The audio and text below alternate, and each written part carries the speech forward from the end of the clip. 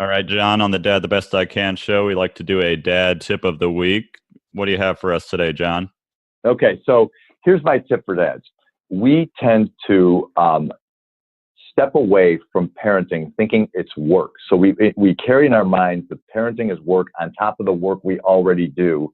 And so we tend to allow moms, wives, to do the bulk of the parenting, assuming that we're kind of getting away with something. A dad recently said this to me.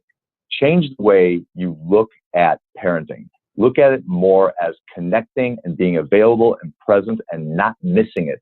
Don't look at it as work, or you're going to try to avoid it, and time will pass and you will miss it. Right. Oh, I love that. I think I heard you tell that story of the dad that he's like, oh, I get to read the New York Times at bedtime.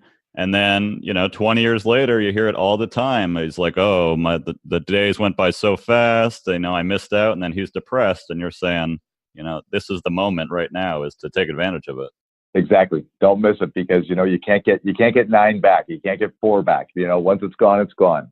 And here's the thing I'm also learning all the time. It's not always easy. Sometimes it sucks, but it's almost always worth it, an hour later, a day later. And I think we confuse those two that my kid wants to go outside and I don't really want to right now. But when you do it, you're glad you did it, right?